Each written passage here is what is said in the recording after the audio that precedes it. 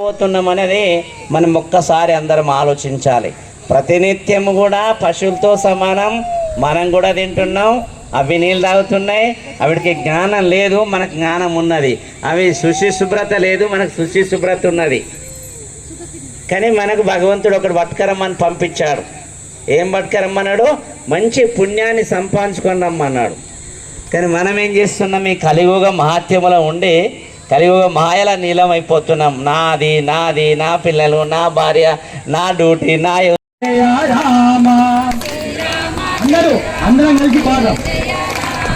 శ్రీరామ జయ రామ జయ జయ రామ, శ్రీరామ జయ. ఐల సాయన్న ఎక్కడున్నా కానీ వేదిక వద్దకు రాగలని కోరుతున్నాం. శ్రీరామ జయ రామ జయ జయ రామ. స్మైల్ ఇవ్వండి. ఒక్క నిమిషం నవముఖం మీద ఫోటో ఇంకా అందంగా వస్తుంది. రోజు ఆనందంగా ఉంటే ధ్యానం చేయాలి. ఇటువంటి కార్యక్రమాలు గ్రామాన మనం నిర్వహించాలా. ఈ ఆదివారం ఈ ఊర్లే, ఇంకో ఆదివారం ఇంకో ఊర్లే చేస్తూ ఉండాలా.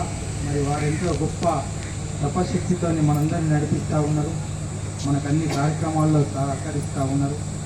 వారిని మనం ఇప్పుడు గట్టిగా సన్మానించుకుందాం. మరి నికాల్పూర్ గ్రామస్తులందరూ మీరందరూ కూడా వేదిక మీదకి వచ్చి మరి ఇద్దరు మహారాజులు అవకాశం వచ్చింది కాబట్టి మీ సేవలు చేస్తున్నామ్మా.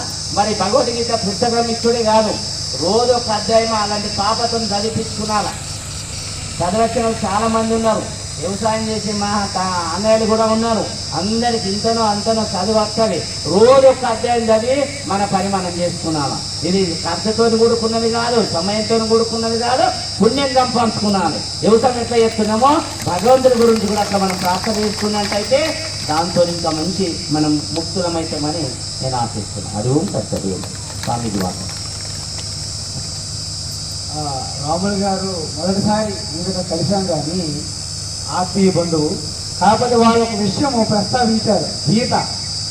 నేను హిమాలయాల్లో ఋషికేశ్, ఉత్తరకాశీ, గంగోత్రిలో ఉండి ఉపనిషత్తులు, ప్రస్థానత్రయం చదివినప్పటికీ అధ్యయనం చేశాం. కానీ భగవద్గీత అనేది యావత్ ప్రపంచానికి అన్ని వర్గాల వారికి ఆమోదయోగ్యం కావాలి. పరమాత్మ కృపా కటాక్షంతో ఓం నమః శివాయ, ఓం నమః శివాయ.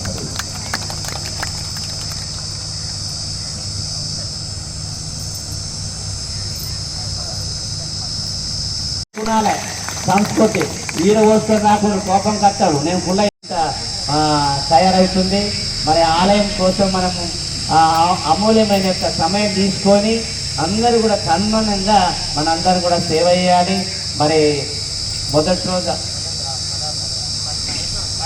16 తారీఖు నాడు హంపి స్వామి వస్తున్నాడు. హంపి పీఠాన్ని పట్టి నిన్ననే మొన్న మాట్లాడినాం. స్వామి వచ్చి సరస్వతితో ఒక కొబ్బరికాయ కొట్టిపోతాని మన అభివృద్ధి కమిటీ వాళ్ళు, దేవస్థాన కమిటీ వాళ్ళు కూడా నాకు చెప్పడం జరిగింది.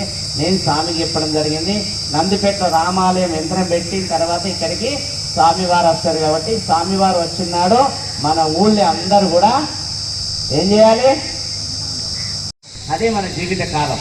కాబట్టి భగవంతుడు ఇచ్చిన అవకాశం మనందరికీ ఈ స్టేజ్ మీద మరి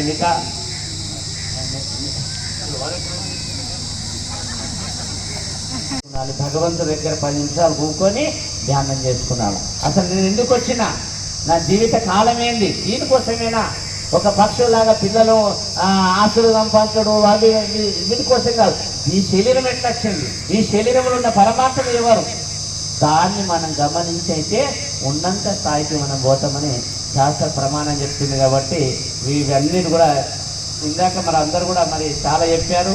ఈశ్వరుడి దయతో మీరందరూ కూడా ఆయురారోగ్యాలతో ఉండి మరి ఉన్నంత మార్గంలో అందరం ఏం కావాలి?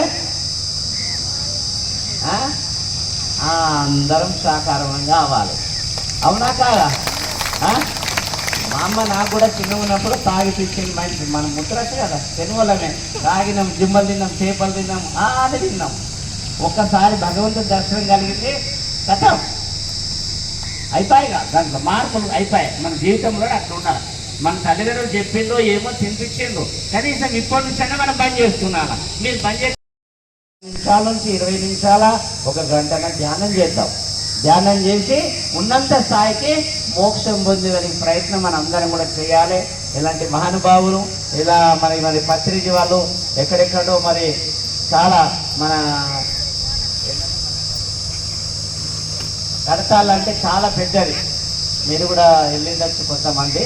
మేము కూడా మొన్ననే మిస్ అయినా, అంతకంటే మాకు కంటిన్యూ 2 సంవత్సరాలు వచ్చిన మరి అలాంటి ఒక మార్గం మనకు అందరికీ సంపాదన కోసం కాదురమ్మా. ఎవరేం చేసినా నీ పుణ్యం నీ ధర్మం నువ్వు నడవలసిందే.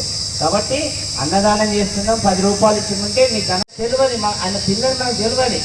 కానీ అక్కడ మనుషులు ఉన్నాడు, ఒక వ్యక్తి ఉన్నాడు మనసులో. ఆ ఒక్క వ్యక్తి ఆ గుడి దగ్గరికి రానియాడు, మార దగ్గర కూడా రానియాడు, ఒక బ్రాహ్మణి కూడా ముట్టనియాడు. అంటే ఎందుకు ముట్టనియాడు? ఇతను శుచి శుభ్రత ఉంటాడు కాబట్టి.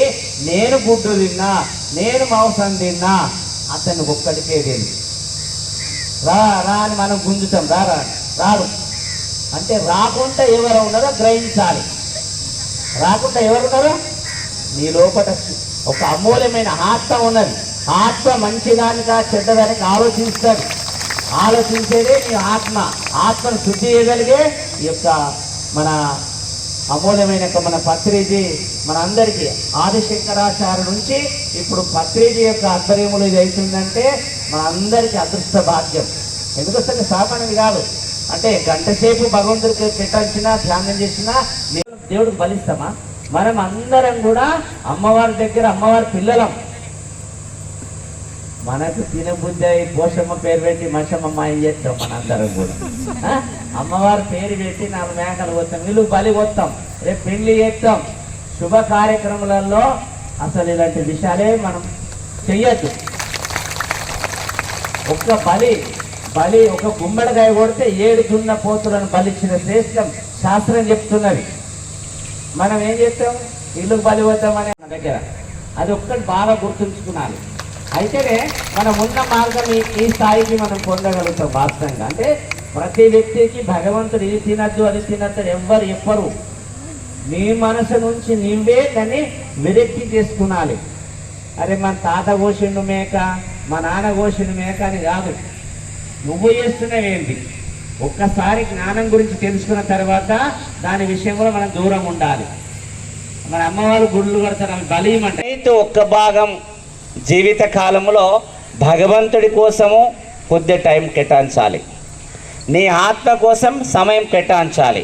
విధి విధానంగా ధర్మం కోసం మనం ఇక్కడ వచ్చినాం. మనందరం ఏదాని కోసం వచ్చినాం? ధర్మం ఆచరించగలిగే మానవుడు ఒక్కడే. ఇంకా వేరే జంతువులు ఉన్నాయి కానీ అవి ధర్మం ఆచరించాయి. ఓన్లీ మానవుడికే ధర్మం ఆచరించే శక్తి, పుణ్యం సంపాదించుకునే శక్తి, పాపం చేసిన శక్తి కూడా ఈ మానవుడికే ఉంది. కాబట్టి ఇది